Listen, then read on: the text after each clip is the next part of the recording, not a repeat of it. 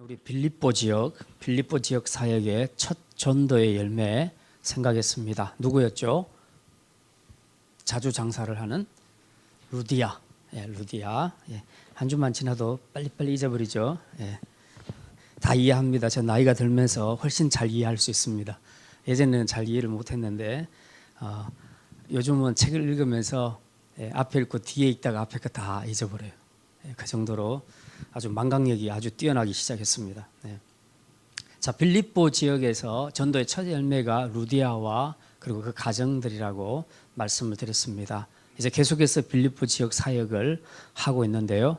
오늘 본문에 보면 이제 또 16장 16절에 보면 우리가 기도하는 곳에 가다가 점치는 귀신 들린 여종 하나를 만나니 또 기도하는 곳에 간다. 또 그런 표현이 나오죠.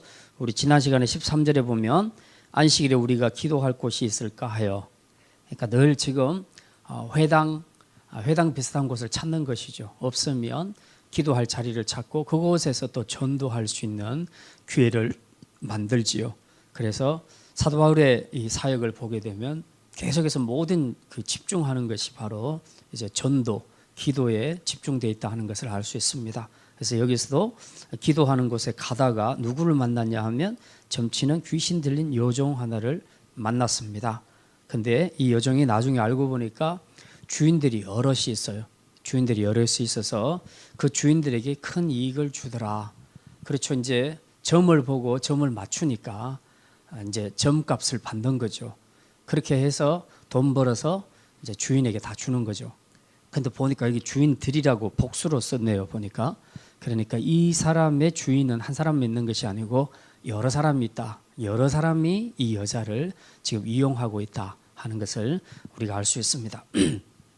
자, 17절에 보면 그가 바울과 우리를 따라와 소리질러 이르되 이 사람들은 지극히 높은 하나님의 종으로서 구원의 길을 너희에게 전하는 자라 하며, 이제 바울 일행이 계속 가는데 계속 뒤따라갑니다. 지금 며칠 동안 계속 뒤따라다니면서 뭐라고 하냐 하면 이 사람들은 지극히 높은 하나님의 종이다.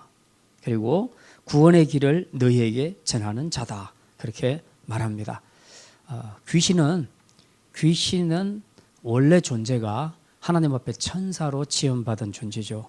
근데 천사 중에 일부 타락한 천사들이 이제 반역을 도모하다가 루시퍼를 따라 반역을 도모하다가 결국은 쫓겨나서 지상으로 쫓겨나게 되죠.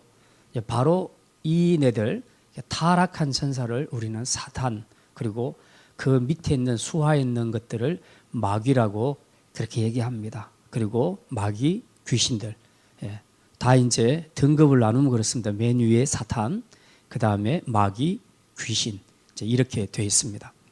자, 그런데 그러다 보니까 잘 압니다. 하나님이 어떤 분인지를. 자기들이 천사로 지음을 받은 존재이기 때문에 하나님에 대해서 누구보다도 정확한 지식을 가지고 있습니다. 그리고 하나님의 사람이 하는 사역, 이런 것들에 대해서도 다 꿰뚫고 있습니다. 영적인 존재니까 안다는 얘기입니다. 그래서 여기 보니까 이 사람들은 지극히 높은 하나님의 종이다. 그래서 사도 바울이 하나님의 종이란 것도 알고 있고요. 그 다음에 사도 바울의 사역의 핵심은 뭐냐? 구원의 길을 너희에게 전하는 자다.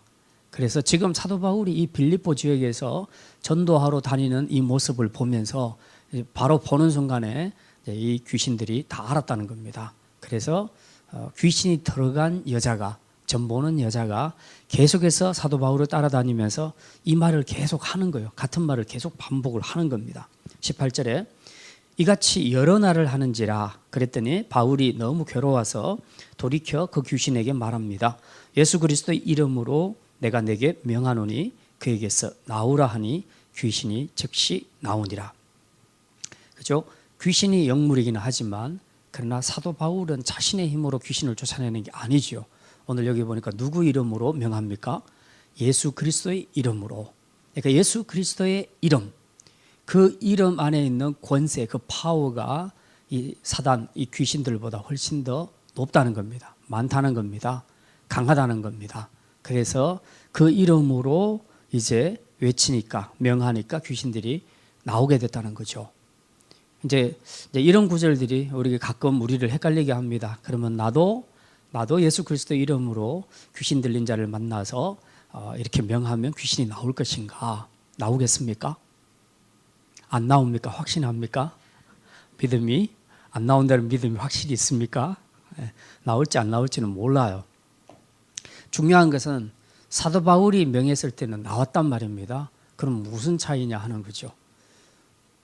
중요한 것은 예수 그리스도의 이름 자체가 기계적으로 불리는 것은 아무 의미가 없습니다. 중요한 것은 그 이름을 부르는 사람 안에 그런 믿음이 있어야 됩니다. 그리고 그 믿음의 외침 속에 주님의 응답하심이 같이 나타날 때에 역사가 나타납니다. 그러니까 확실히 그 믿음, 그 능력, 예수 그리스도의 이름의 권세를 확실하게 믿고 의지하는 사람, 그걸 강하게 믿는 사람에게는 그 일이 일어날 가능성이 확실히 높죠. 그러면 그 믿음만 있다고 다 되느냐? 그건 아닙니다. 하나님의 응답하심이 있어야 됩니다. 하나님이 그 믿음의 외침에 내가 응답을 해야 되겠다는 하나님의 그 주권적인 뜻이 나타날 때에 귀신들이 나가게 됩니다. 그러니까 이제 우리가 좀 정리를 할 수 있습니다. 그 축사하는 사역자들, 그 목사님들이나 또 때로는 권사님들, 이제 이런 분들이 축사를 많이 하는데요. 축사를 하는데 굉장히 능력 있는 목사님들이 이제 귀신을 쫓아내는 그런 얘기를 우리가 많이 종종 듣지요. 부흥 집회에 가면. 그리고 실제로 그런 것들을 보인다고 보이는 경우도 있습니다. 거기에는 분명히 사실인 것도 있고요. 그리고 아닌 부분도 있습니다. 근데 사실인 부분들은 뭐냐 하면 확실히 믿음으로 그렇게 선포했고, 그리고 보통 귀신 축사 사역자들은 자기 안에 영적인 부분들이 거의 뭐라 그럴까요? 문제가 없어야 됩니다. 영적으로 거의 완벽한 상태가 돼 있을 때 보통 사역을 합니다. 자기 안에 죄가 있을 때는 그 사역을 하기가 힘들어요. 그때는 그런 역사가 일어나지 않는다고 하죠. 오히려 당하는 경우가 훨씬 많습니다. 그래서 예전에 제가 전도사로 있던 교회에서도 그런 일이 있었어요. 그 중학교 2학년 여학생이 귀신이 들렸는데 담임 목사님이 저희들은 전도사고요. 전도사가 4명 있었는데 담임 목사님하고 전도사들하고 그리고 권사님들, 기도 많이 하는 권사님들하고 이렇게 해서 한 10몇 명이 갔습니다. 가서 거기서 담임 목사님 인도하에 찬송 부르고 기도하고 계속 이제 예수 이름으로 외치고 막 이랬는데 안 나가는 것 같아요. 딱 표정을 보면 알잖아요. 표정을 딱 보니까 틀리더라고요. 확실히 귀신 들린 애들은 눈빛이 달라요. 저는 그게 처음 경험이었는데 눈빛이 정말 달라요. 그런데 아무리 이제 찬송해도 안 나가고 그런데 둘러 앉아가지고 같이 막 찬송하고 기도하고 다시 찬송을 딱 하는데, 근데 얘가 여학생인데요. 이렇게 쫙 한번 훑어보더라고요. 레이더가 이렇게 쫙 지나가는 것처럼 쫙 훑어보더라고요. 그러니까 이제 그때 이제 가면서 제가 선배들한테 들은 얘기가 있거든요. 그럴 때는 기싸움에서 눌리면 안 된다. 그러니까 째려보라. 그럼 같이 째려봐라. 그렇게 이제 같이 째려보고 있었습니다. 그 눈도 되게 아프더라고요. 째려보니까 막 째려보고 있는데 다 째려보고 있는데 한 사람이 안 째려보는 거예요. 고개를 푹 숙이더라고요. 근데 그 여학생이 딱 찍어가지고 눈 딱 마주치는 순간에 고개를 팍 숙이는데 바로 이름을 불러버리더라고요. 고개 들어. 자기보다 어른인데 사실은 전도사였어요. 그 사람이 전도사였는데 아무개 전도사 고개 들어. 중학교 2학년짜리 여학생이 전도사님한테 그렇게 이제 명령을 막 하는 거예요. 그러니까 막 더 쫄아가지고, 그래서 옆에 있는 그 선임 전도사님이 이제 막 큰 소리 치면서 걔한테 이제 막 뭐라 해서 일단 이제 분위기는 잠재웠는데 이 귀신 쫓아내는 게 절대 쉬운 것이 아니더라고요. 제가 보니까. 그래서 영적인 부분이 되게 중요해요. 그 축사하는 사람의 자신 안의 영성, 이런 거룩함, 이런 것들이 돼 있을 때에, 그 다음 믿음으로 외칠 때에, 그 다음 하나님의 응답하심, 3박자가 같이 맞아야지 나오는 것이죠. 종종 보면 귀신 축사 사역을 잘하는 목사님들이 있는데요. 그런 목사님들도 그 성공률이 100% 아니에요. 보면 한 10번 하면 한 서너 번 쫓아내고 7번 못 합니다. 그럼 자기 영적인 문제 때문이니까 꼭 그렇지도 않아요. 한다고 기계적으로 다 되는 건 안 된다, 아니다 하는 것을 지금 제가 말씀드리는 겁니다. 굉장히 어려운 이야기인데요. 근데 사도행전 이 시대는 제가 늘 말씀드렸지만 오순절 성령 강림, 오순절 성령 강림을 통해서 대대적으로 모든 사람 가운데 성령이 임하시는 그런 초대교회가 세워지는 엄청난 사건이에요. 정말 이 지구상에 아주 획기적인 사건, 우주적인 사건이 일어난 거예요. 왜냐하면 이전에 구약시대 성령은 그냥 선지자들에게 사역할 때만 나타났거든요. 근데 신약시대에는 그들 가운데, 성도들 가운데 임하는 거거든요. 이 강력한 보편적인 그리고 완전한 성령 강림이 일어난 거죠. 그리고 이 성령 강림의 증거를 하나님은 확실하게 보여주죠. 방언하는 걸로, 예언하는 걸로 막 나타나, 치유로 막 나타나잖아요. 그러니까 베드로와 요한이 성전 민문에 앉은 그 거린을 이렇게 세우잖아요. 그때 예수 그리스도의 이름으로, 나사렛 예수 그리스도의 이름으로 내가 내게 명하노니 일어나 걸어라. 그랬더니 걷지요. 그러면 베드로와 요한이 항상 그렇게 말하면 일어났는가? 그건 아니죠. 그러나 사도행전 이때는 굉장했습니다. 성령의 역사가. 그래서 이런 부분들이 가능했다는 겁니다. 지금은 사도행전 시대만큼 성령의 역사가 강력하지도 않고요. 그리고 보편적으로 믿음들이 그만큼 강하지도 않는 이런 약한 상태에 있죠. 그러니까 이런 역사들이 일어나는 것이 굉장히 어려운 그런 시대가 됐습니다. 자, 어쨌든 이제 이 점치는 귀신 들린 여종, 이 여종이 계속 따라다니면서 지금 말할 때 바울이 너무 괴로워서 지금 사도행전 16장 18절 보고 있습니다. 바울이 너무 괴로워서 이제 귀신에게 말해서 예수 그리스도의 이름으로 나오라. 그렇게 말하니까 귀신이 즉시 나갔다. 이제 그렇게 기록을 하고 있습니다. 그래서 이 당시에는 성령의 역사도 강했고 사도 바울 안에 있는 영성도 최고였고 그리고 예수 그리스도의 이름의 권세가 믿음으로 외치는 자에게는 가장 강력하게 나타난다는 것을 이 사건을 통해서 지금 보여주고 있습니다. 19절에 자, 그럼 이제 귀신이 나갔습니다. 그러니까 이제 이 여자가 귀신 나간 상태니까 이제 정상적으로 돌아왔을 거 아니에요. 그러면 우리가 주위에 있는 사람들이 봤을 때 이거 얼마나 축하할 일입니까? 너무 기쁘죠? 좋은 일입니다. 근데 이걸 보고 분노했던 사람이 있었어요. 19절에 보면 여종의 주인들입니다. 여종의 주인들은 어떻게 반응했는가? 자기 수익의 소망이 끊어진 것을 보고 바울과 실라를 붙잡아 장터로 관리들에게 끌어갔다가 상관들 앞에 데리고 가서 말하되, 여기 보니까 이 여종들이 왜 분노했는가, 왜 싫어했는가? 여기 보니까 자기 수익의 소망이 끊어졌다. 지금까지는 이 여자가 귀신 들리기는 했지만 이 사람을 부리고 있었습니다. 그래서 점 보는 것 같고 점값 받아서 자기들이 다 먹고 살았단 말이죠. 근데 이제 귀신이 나가고 나니까 점괘가 안 나오잖아요. 뭐 맞든지 안 맞든지 점괘가 안 나온단 말이죠. 귀신이 나갔으니까. 그동안 계속 귀신을 힘입어서 뭔가를 했는데 귀신이 나가니까 아무것도 못하죠. 그러니까 이제 돈벌이가 없어진 겁니다. 그러니까 이 사람들이 화가 났죠.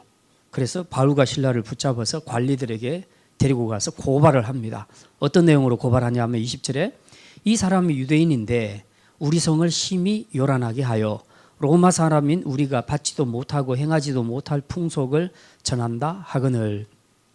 지금 이 사람들은 생각할 때 사도 바울을 유대인이라고 생각을 했어요. 사도 바울은 사실은 이제 로마 시민권을 가지고 있죠. 시민권을 갖고 있는데 그거는 몰랐던 것 같아요. 그냥 복음을 전하니까 유대인이라고만, 순수 유대인이라고만 생각을 했던 거죠. 그러니까 이제 이 사람들을 고발을 할 때 유대인이라는 것을 굉장히 강조합니다. 근데 이게 왜 이걸 유대인이라는 말을 강조를 하냐 하면 이 사건이 있기 1년 전에 로마의 글라우디오 황제 때 로마 안에 있는 유대인들을 다 축출하는 사건들이 있었습니다. 그래서 유대인들은 로마에 남겨두지 마라. 그래서 다 축출을 시켜버립니다. 그래서 유대인들이 로마를 다 떠나서 이제 흩어지게 되는데 이렇게 이제 다 흩어져서 이국 땅에 사는 사람들을 우리는 디아스포라라고 이제 그렇게 얘기하죠. 아무튼 흩어져서 살게 됩니다. 그때 유대인들이 찍혔기 때문에 어쨌든 유대인이라고 하면 대부분 로마 사람들은 좀 끄림칙하게 생각했고 그리고 함께 하기를 좀 꺼려했습니다. 이제 그런 상황이기 때문에 유대인인데 하는 말을 지금 일부러 쓰고 있습니다. 그리고 우리 성을 심히 요란하게 하는 자라. 당시 유대교는 그 로마법에 허용은 됐습니다. 종교는 허용이 되지만 그러나 로마인이 유대인에 의해서 개종하는 것은 허락하지 않았습니다. 이제 그런 상태였습니다. 그러니까 가령 로마인이 예수를 믿는다 그러면 이건 이제 큰일 날 일이죠. 목숨을 걸고 믿어야 되지요. 그런데 우리 혹시 기억나십니까? 로마인 중에서 그 100명의 부활을 거느리고 있는 사람이 예수님을 영접한 사건이 있었죠. 우리 몇 달 전에 배웠죠. 누굽니까? 고넬료. 예, 고넬료 같은 사람. 예, 이런 사람들은 전형적으로 이방인으로서 로마 사람인데 이 유대 땅에 들어와서 백부장으로서 파견 근무하고 있었거든요. 고넬료가. 그런데 그 사람이 예수를 믿게 되죠. 그러니까 글라우디오 황제 명령 이후에는 상당히 위험해질 수 있는 상황입니다. 그러니까 로마인이 예수를 믿는다는 것도 사실은 좀 위험한 그런 일이죠. 자, 그런데 말하기를 우리 성을 심히 요란하게 하여, 뭘 요란하게 했는지는 이제 제대로 이야기하지도 않습니다. 로마 사람인 우리가 받지도 못하고 행하지도 못할 풍속을 전한다. 무슨 풍속인가에 대해서 자세히 이야기도 하지 않고 있습니다. 일단은 유대인이라는 것을 강조하고 있고요. 그러니까 유대인이다 그러니까 벌써 관리인들도 이 공무원들도 유대인? 이게 좀 위험한데 이제 이런 생각이죠. 그 뒤에 붙는 말들은 사실은 그냥 하는 말이에요. 이제 그 걸기 위해서 하는 말이죠. 사실은 이 사람들이 고발하는 진짜 속마음은 뭡니까? 자기들의 수익을 다 빼앗아갔다는 거죠. 귀신을 쫓아내서 없애버렸다는 거죠.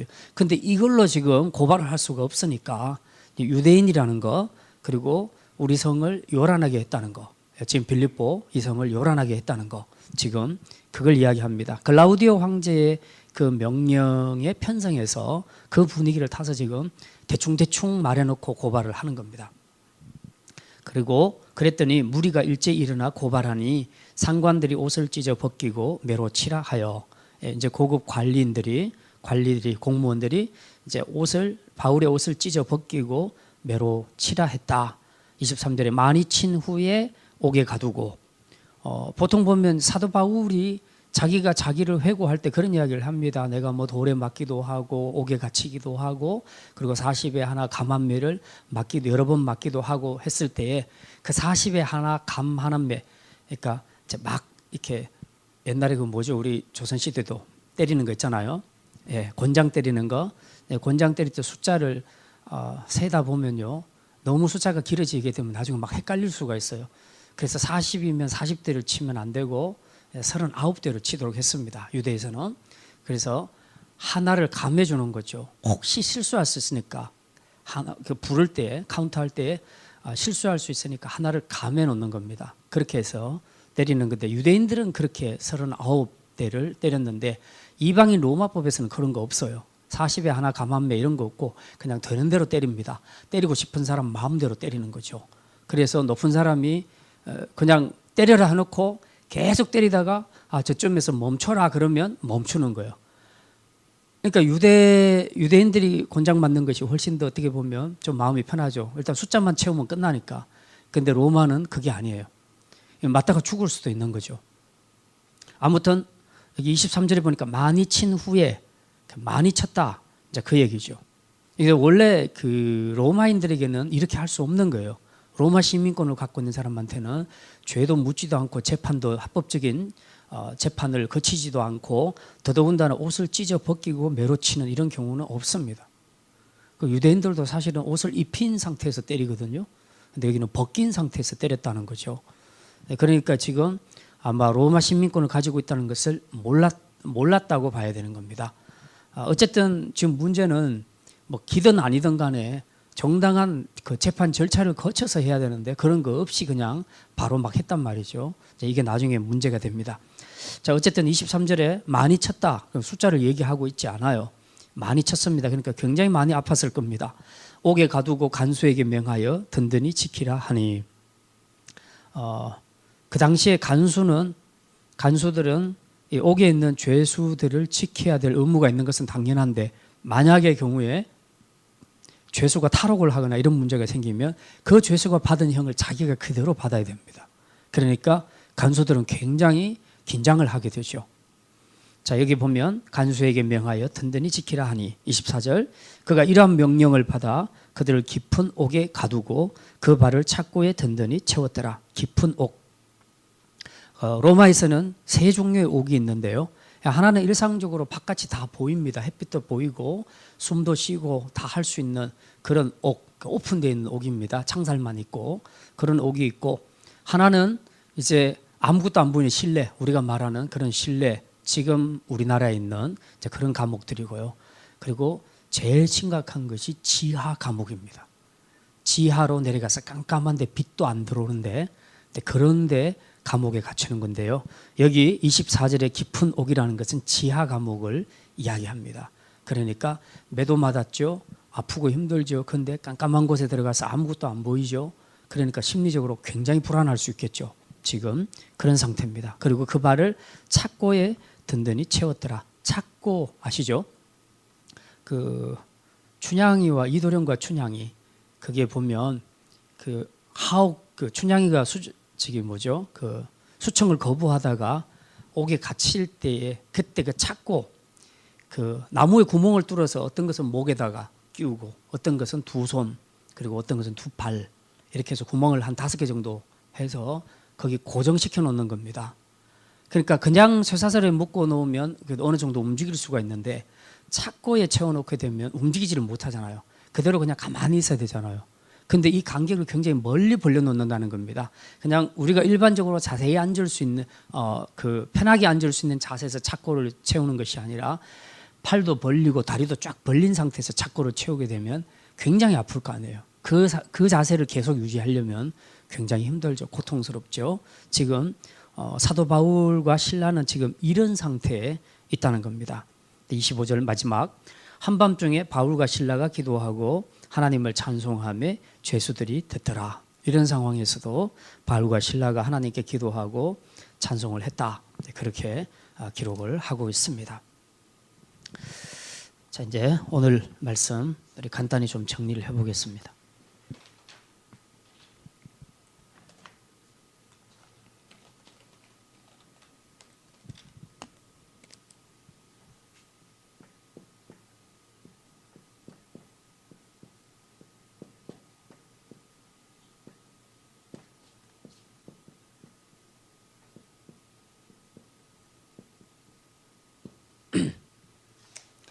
오늘 보니까 사도 바울은 귀신을 쫓아내죠. 예수 그리스도 이름으로 귀신을 쫓아냈습니다.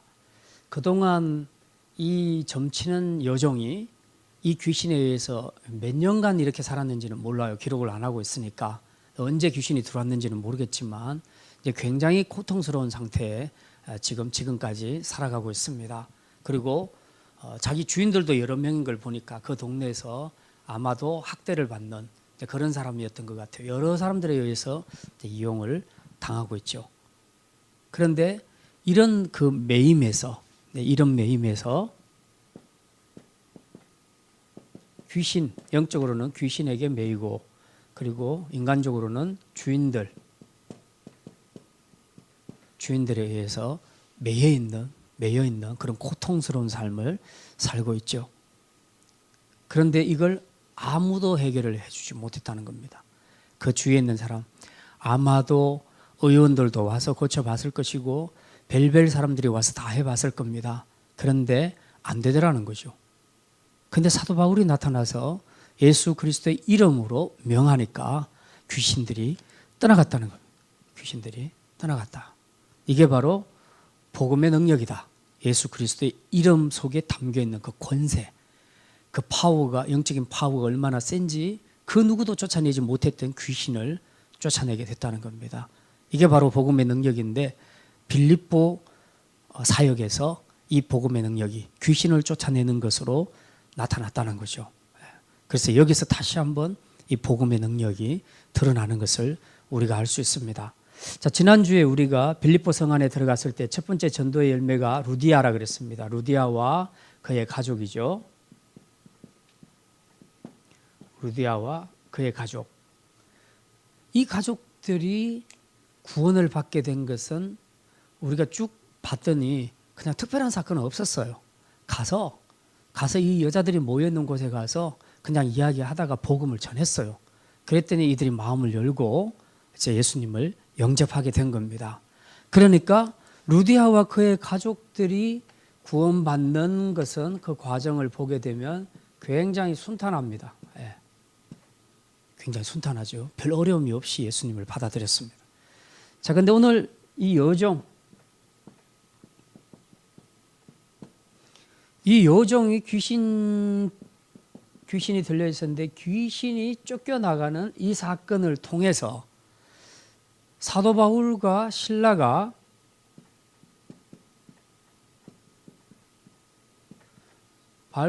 결국은 투옥됐단 말입니다.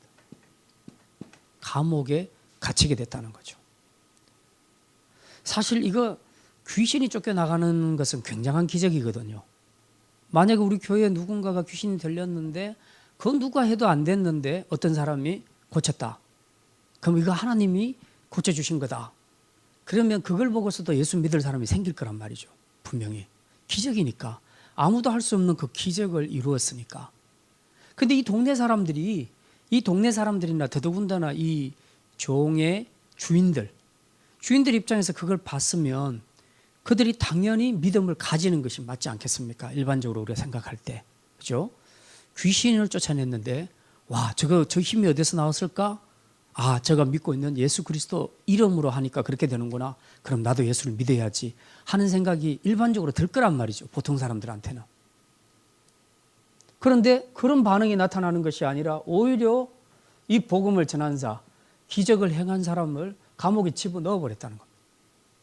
그래서 오히려 전도가 안 되고 감옥 안으로 들어가서 지금 고생을 하고 있는 거죠.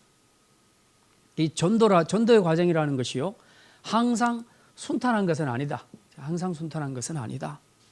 똑같은 빌립보 지역 안에서 사역을 하는데 루디아 가정에서는 그냥 말씀만 전해도 받아들이는데 여기서는 기적을 행해도 안 믿는다는 거죠. 기적을 행해도. 그러니까 이게 상대가 예수 믿고 안 믿고는 내가 뭘 어떻게 할 수 있는 것이 아니라는 겁니다. 근데 이 과정에서 우리가 볼 수 있는 것은 바로 영적인 전쟁입니다.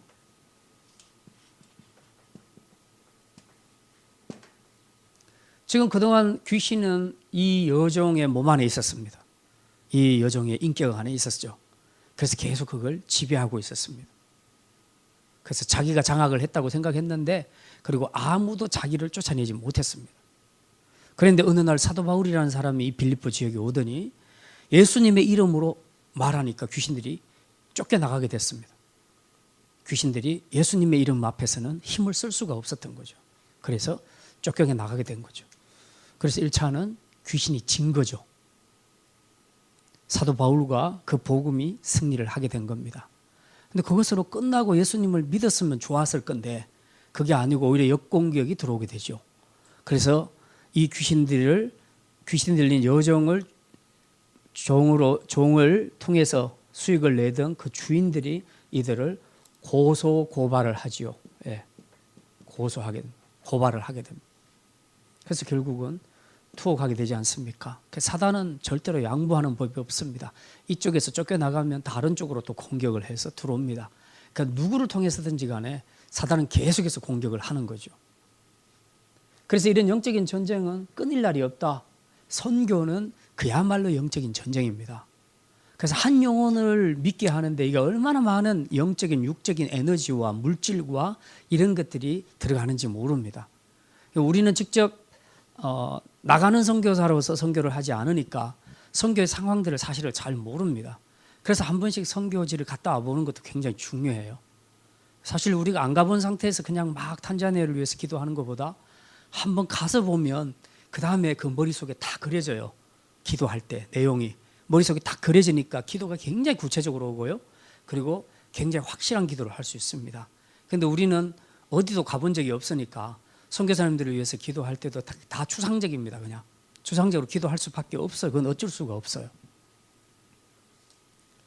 그런데 이 영적인 전쟁에서 한 명이 돌아오게 하는데 얼마나 큰 영적인 전쟁을 치르는가. 아마 이런 것들은 여러분의 삶 속에서도 아마 여러분이 많이 경험을 했을 겁니다. 가족들 중에 안 믿는 가족들 영접시키려고 하는 거. 저는 저희 형님 돌아가실 때 거의 몇 달간을 거의 몇 주 만에 한 번씩 2, 3주에 한 번씩 대구에 내려갔거든요. 아무튼 우리 집 가족 중에 유일하게 우리 큰형님이 하나님을 떠났기 때문에 이제 거기만 돌아가시기 전에 어쨌든 예수 믿으면 된다는 그 생각 때문에 마지막에 암에 걸려서 누워 있을 때 제가 계속 갔거든요. 가서 계속 복음 전하고 계속 기도하고 계속 했거든요. 그걸 몇 달간을 했어요.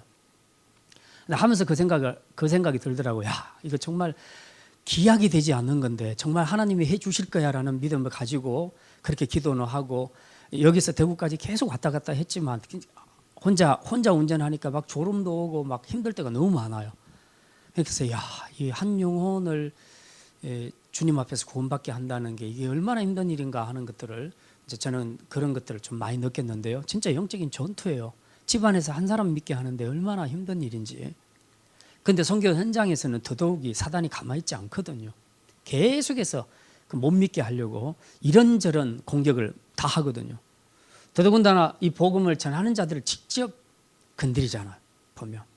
그래서 선교사님들도 보면 막 갑자기 어떤 사건을 당한다 할지 또 아니면 갑자기 아프다 할지 또 그쪽 교회에 거기 있는 주위 사람들에게 어떤 공격을 받는다 할지 이런 영적인 공격들이 되게 많이 있거든요. 그래서 우리가 기도를 많이 해주는 것이 되게 중요합니다. 어쨌든 영적인 전쟁이에요. 그래서 이 영적인 전도의 과정도 결국은 영적인 전쟁이다.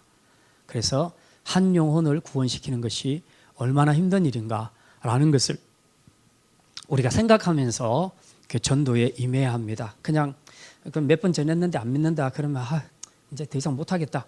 이제 자꾸 이제 그렇게 생각하기가 쉬운데 그게 아니라는 거죠. 그리고 복음 전하다가 요거도 먹으면 요거도 먹거나 또 누구한테 봉변을 당하게 되면 그다음부터 이제 바퀴가 꺾여서 하기가 좀 싫지요. 그런 생각이 듭니다. 근데 어쨌든 전도의 과정은 영적인 싸움입니다. 사도 바울은 지금 이 전쟁을 치르고 있는 거예요. 아주 엄청난 기적을 귀신을 쫓아내는 엄청난 기적을 행했지만 오히려 역공격을 받아서 감옥에 들어가는 이런 문제가 생겼죠. 그래서 우리가 이런 것들을 좀 잘 생각할 필요가 있습니다. 자, 그 다음에 보면 아까 그 19절에 보면요. 여종의 주인들은 자기의 수익에 소망이 끊어진 것을 보고 바울과 실라를 붙잡아 장터로 관리들에게 끌어갔다가 지금 여종이 바울과 실라를 고발한 이유가 진짜 이유가 뭡니까? 자기 수익이 끊어진 것 때문에 그렇죠. 경제적인 그 지금 끈이었는데 부가 들어올 수 있는 끈이었는데 이걸 잘라버린 겁니다. 귀신을 쫓아냈더니 자르게 된 거죠.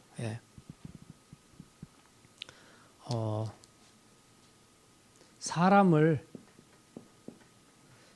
생각할 때 사랑의 대상이 아니라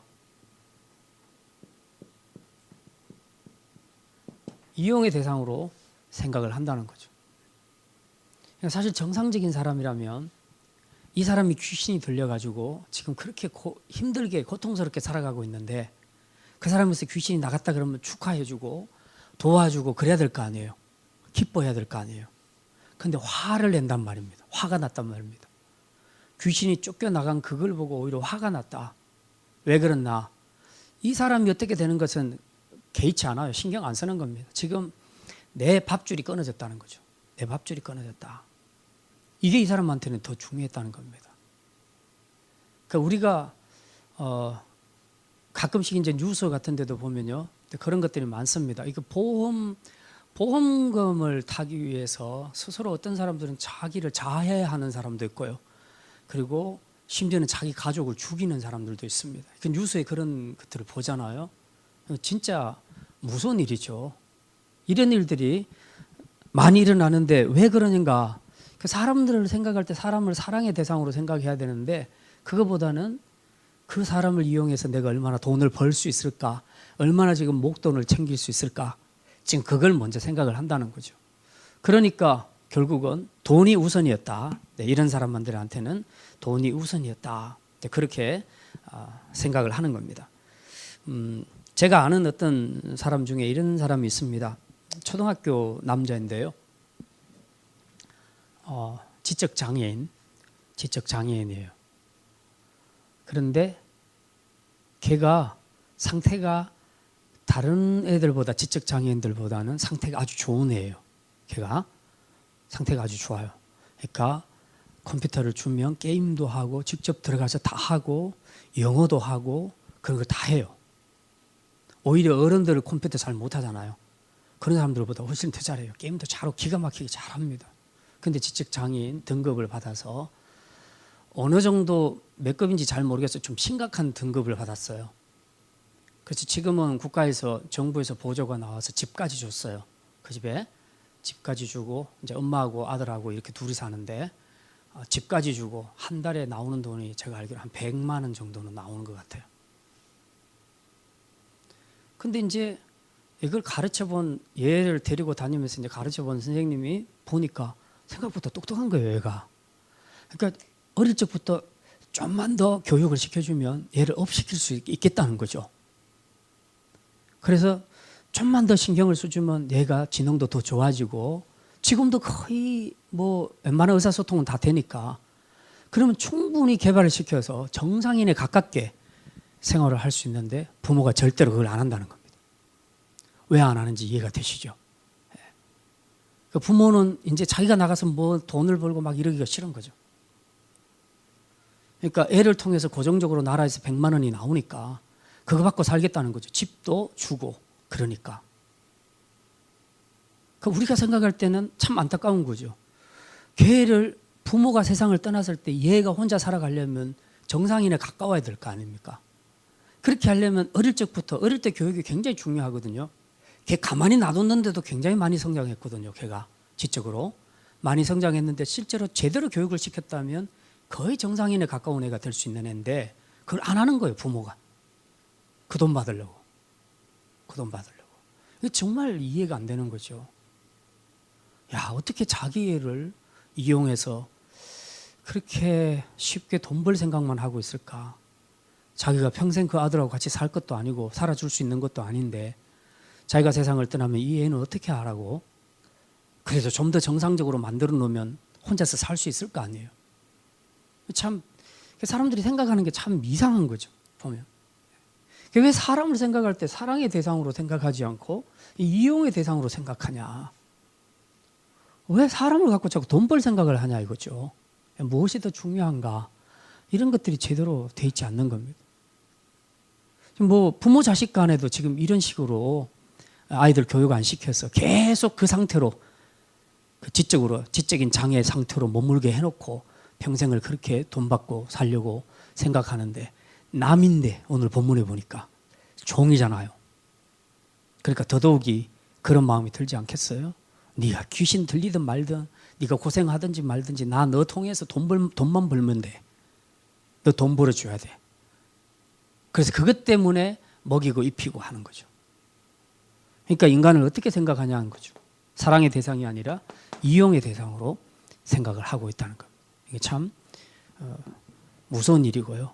특히 보험금 타려고 그렇게 자해를 하거나 또 자기 가족을 죽이거나 이런 것들을 보면 와 정말 무섭다는 생각이 들어요. 어떻게 자기 사랑하는 가족을 돈 때문에 돈 받아 먹으려고 그렇게 할 수 있을까? 참 무서운 생각이 듭니다. 이 모든 것이 전부 사람을 잘못 보고 있다는 거죠.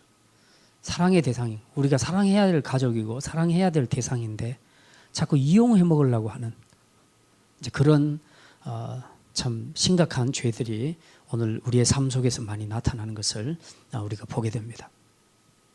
자 마지막으로 옥중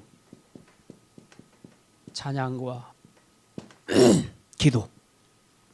오늘 본문에 보면 딱 한 절 맨 마지막 25절에 그렇게 기록하죠. 한밤중에 바울과 실라가 기도하고 하나님을 찬송하며 죄수들이 듣더라. 근데 지금 상황은 어떤 상황이에요? 24절에 보니까 깊은 옥에 갇혀서 그 발에 착고에 든든히 채웠더라. 아까 말씀드렸다시피 이렇게 팔을 많이 벌려서 착고를 채우게 놓게 되면 팔이나 다리가 거의 찢어지는 상태가 된 상태에서 고정되기 때문에 고통이 굉장히 심하단 말이에요. 지금 이 상태로 지금 감옥에 있다고 한번 생각을 해보세요. 얼마나 힘들겠는가, 얼마나 고통스럽겠는가. 저는 지금도 기억나는데 초등학교 때 그 선생님이 벌을 줄 때 제일 많이 했던 것이 자기 의자 들고 전부 서 있어.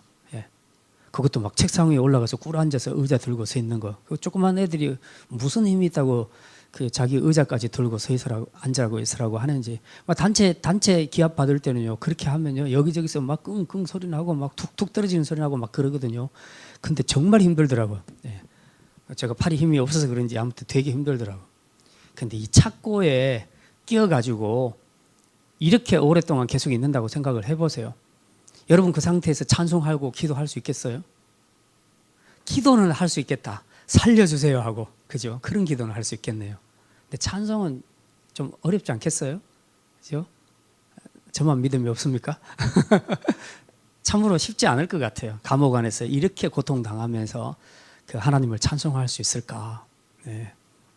뭐 어떤 사람들은 이때 불렀던 찬송가가 엄청 서글픈 찬송이었을 것이다. 뭐 그렇게 생각하는데 문맥을 봐서는 전혀 그렇지 않아요. 네. 오히려 상황과 전혀 관계없이 하나님 앞에 영광을 돌려드리고 하나님의 일하심에 대해서 찬송을 하는 겁니다. 예. 지금 이런 마음이 어디서 나올 수 있겠는가? 어디서 나올 수 있겠는가? 예, 우리는 옥중에 있어도 항상 행복했던 사람 한 사람이 있습니다. 창세기에 누구죠? 요셉. 예. 그 요셉을 표현하기를 요셉이 옥에 갇혔으나 하나님이 그와 함께 하심으로 그가 형통하였더라. 그렇게 표현하고 있죠. 그러니까 이 장소는 그다지 중요하지 않다. 믿는 자에게 있어서 장소는 그다지 중요하지 않다. 중요한 건 하나님이 계신가. 하나님이 나와 함께 계시냐. 그게 중요하지. 내가 어디 있냐. 감옥에 있냐. 뭐 아니면 뭐 높은 자리에 앉아 있냐. 이런 건 별로 중요하지 않다는 겁니다. 아무리 높은 자리에 있어도 하나님이 없으면 그건 지옥이고요. 아무리 감옥에 있어도 하나님이 함께 하시면 그곳이 천국이라. 그러니까 그 찬송가에도 그런 거 있죠. 예. 그 어디나 천국이니 그 찬송 있잖아요.